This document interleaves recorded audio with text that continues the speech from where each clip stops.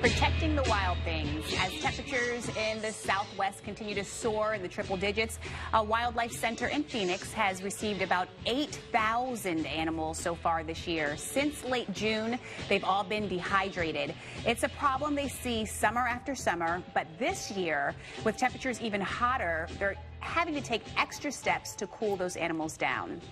Well, joining us now is Laura Hackett with Liberty Wildlife. Thanks for joining us today. So let's talk about this. What types of animals are people bringing to you, and what symptoms are they showing? We take in all native wildlife that are sick, injured, and orphaned. So we see the whole gamut of what you'd find if you were to take a hike around Phoenix, but mostly birds. We're primarily birds. So we're seeing everything from small mockingbirds and doves all the way up to hawks and falcons. And they're all coming in with some form of dehydration. The first thing we do when they come in is give them fluids because everything is hot out here. So, I'm a big believer that, I like to treat the animals, like family. With that said, can animals get the same symptoms that people get, like heat exhaustion, that sort of thing? Yeah, they just have a harder time showing it because they can't get the red face. They don't sweat. So they pretty much just kind of, their body starts to shut down and you find them on the ground. And that's what's happening with people, is that it's hot in the nest.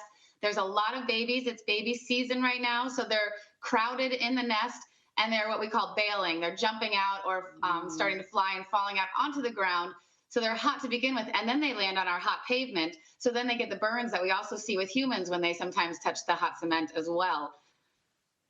And some people would think, well, I mean, is this totally unusual this time of the year? Because it's always hot in the Southwest. So what would normally happen to these animals?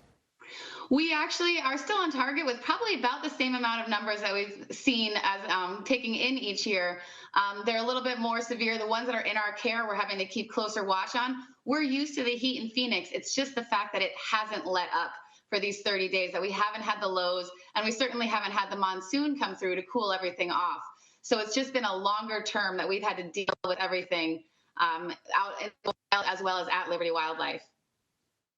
So is this exceptional heat this summer, is it creating any other problems for your wildlife or your staff that is unique from other summers? Well, it's hard on our staff, and there are only a few of us that are actually paid to be there. We are run off of volunteers. So we have people that are coming in on their free time and spending hours taking care of the animals, and we're actually having to ask them to come in extra in the afternoons and hose down our enclosures and hose down the animals to try and keep them cooler. So that's putting an extra strain on them, and bless them, they're doing a great job. We love that they're willing to put that much effort in, but we are doing our best to tell them to take breaks from the heat.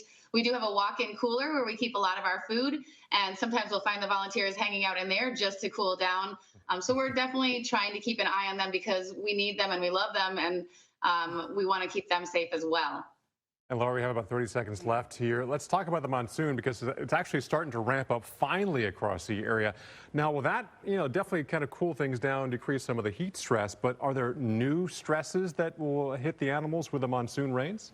Yes, we love getting the rains. It cools everything down. But unfortunately, with those monsoon rains come the big winds. And of course, the winds are going to knock down branches. They're going to knock down nests. So we are usually very busy at our intake window, and our rescue team is busy the day after a large dust storm or monsoon winds. We get a lot of intakes in of animals that have been displaced.